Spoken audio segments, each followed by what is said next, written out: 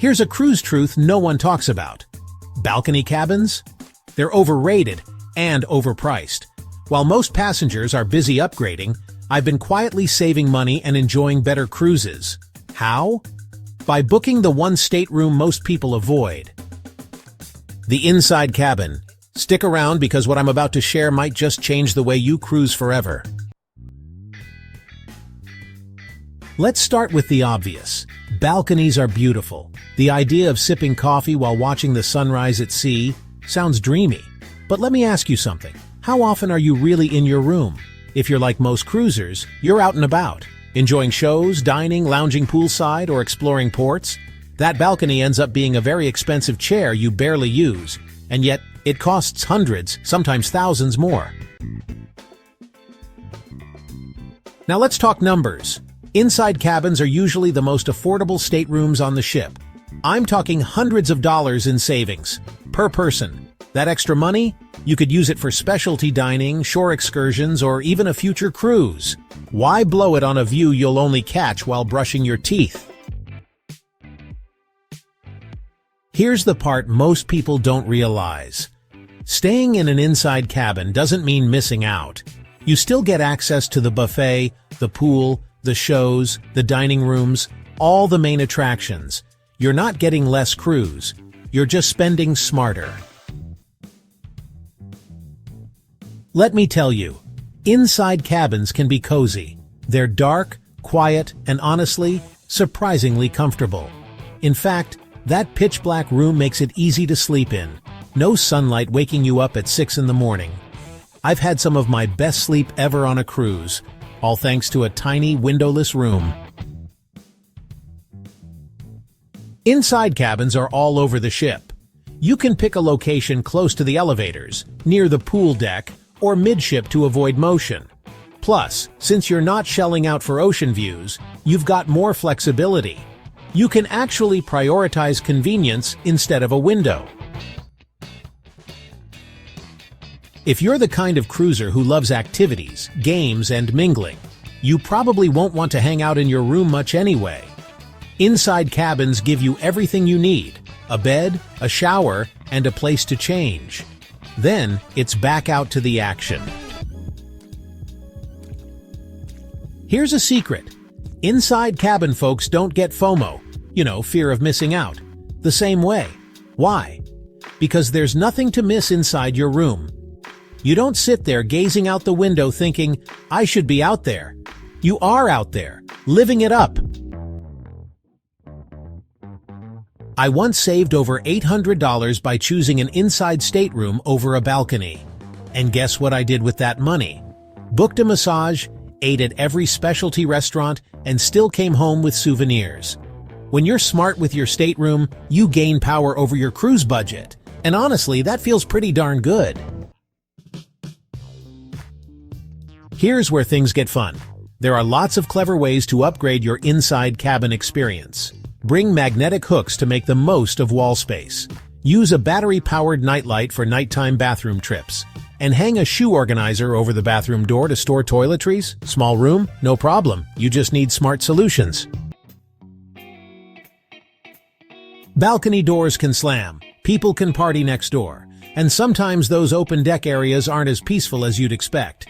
Inside cabins, they're tucked away, quieter, easier to rest and recharge after a long day ashore.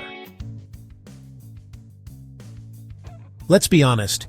If you want to see the ocean, just step outside. There are tons of public spaces with better views than a private balcony. Top decks, lounges, even some dining areas. I've watched sunsets from hot tubs and sunrises from coffee bars. You're not sacrificing anything by skipping the balcony.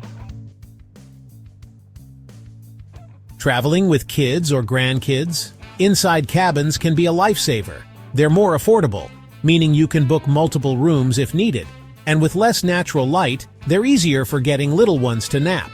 Just remember to bring a nightlight and maybe some earplugs, just in case. Smaller room, less mess. It's that simple. I find myself tidying up faster and keeping things simpler when I cruise in an inside cabin. Plus, there's no outdoor furniture to get wet or sandy, And no need to lock the balcony door. It's a low-stress option, and I like that. Modern cruise ships are designed with inside cabins in mind. Many now feature virtual balconies, screens that show real-time ocean views. Some have upgraded lighting to mimic daylight. And honestly, these rooms are way more stylish and comfy than they used to be. It's not a downgrade, it's just a different kind of smart. You'd think the whole point of a cruise was to, well, cruise. Hop off, see the world, grab a fridge magnet or two. But something's changing. More and more cruisers are choosing to stay on board while docked. And I'll be honest, I've done entire cruises without stepping off the ship once, and I don't regret a second of it. So what's going on here? Why are experienced travelers skipping the shore for the ship? And when should you consider doing the same? Let's dive into the smart reasons why staying on board might just be the best part of your next cruise. Just because a ship stops somewhere doesn't mean you should get off. Port safety varies, and some places are riskier than they used to be. Tourism can attract petty crime, scams, and yes, worse. That quaint market street might be listed on the advisory list. Before any cruise, I always check official travel safety sites, like the UK FCO or US State Department advisories. And if I see red flags, I stay on board, no questions asked.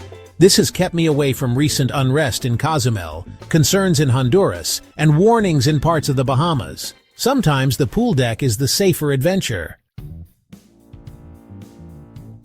Let's be honest, some ports are more trouble than they're worth, especially when the ship docks far from anything remotely interesting. Ports like La Spezia for Florence, Livorno for Pisa, or Le Havre for Paris. They all involve buses, tours, or expensive transport just to see a thing or two. Not to mention, after a 2-hour bus ride, do you really feel like marveling at a cathedral? Me neither. And if I've been before, there's no shame in spending the day relaxing on board with a cappuccino and no crowds. It's your vacation, not a sightseeing marathon. Some port names are just fancy marketing. When your itinerary says Rome, Civitavecchia, it really means Rome, 90 minutes away. Same with Venice, Trieste, or Florence, Livorno.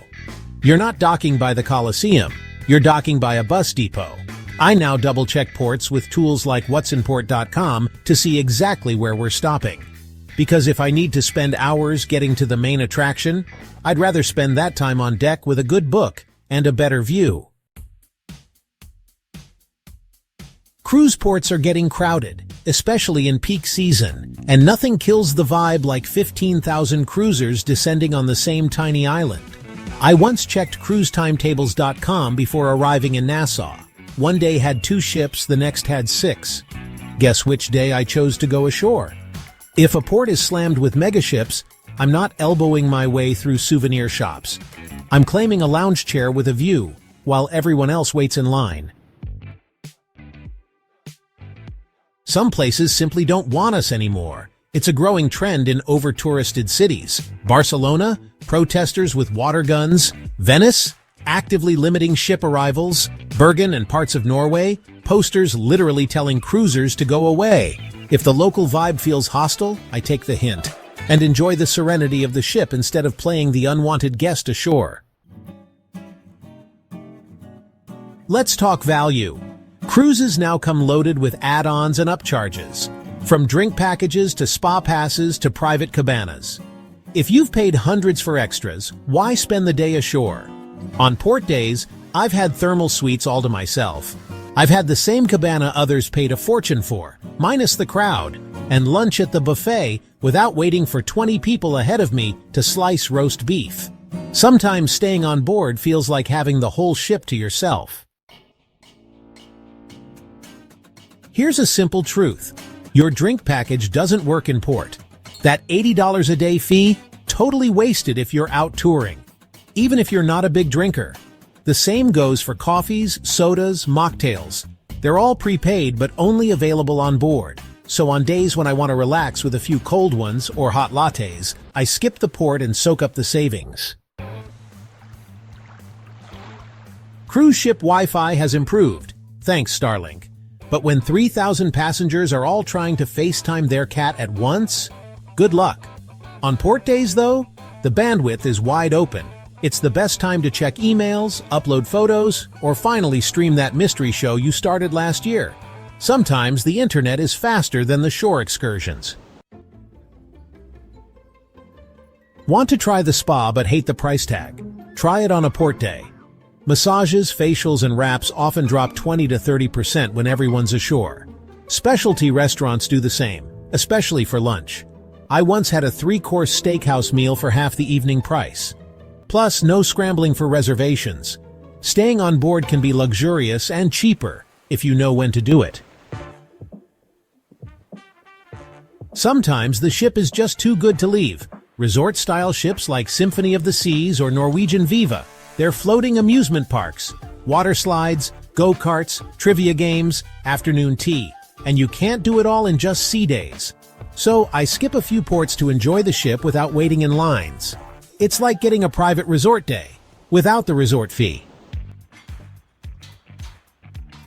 You know you're officially a seasoned cruiser when laundry becomes a highlight.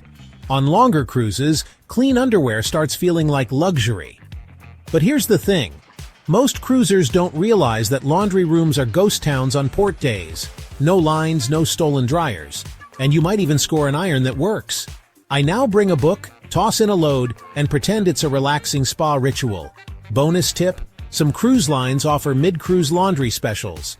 They wash, press, and fold for less than you'd pay at home. On one trip, I sent everything out and it came back folded with more precision than I've ever managed in my life. So yes, on some port days, I stay on board just to do laundry like a pampered adult.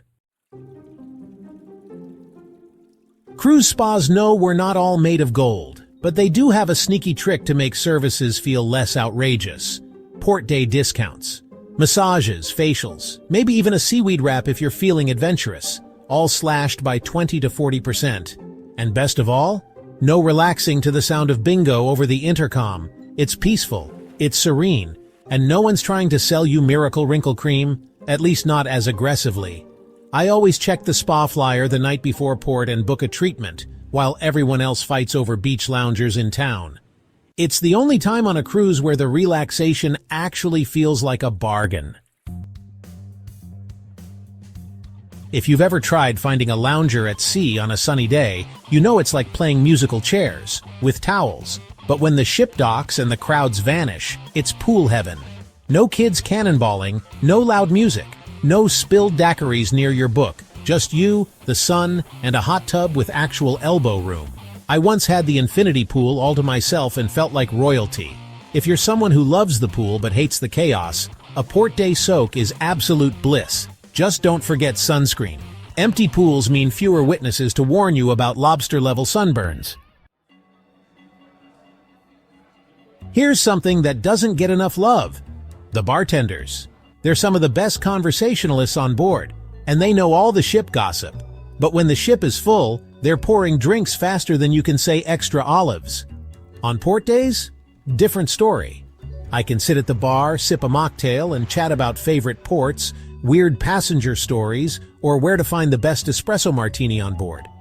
One time, a bartender even taught me how to make a signature drink and let me name it. It was called the Lazy Cruiser. Fitting.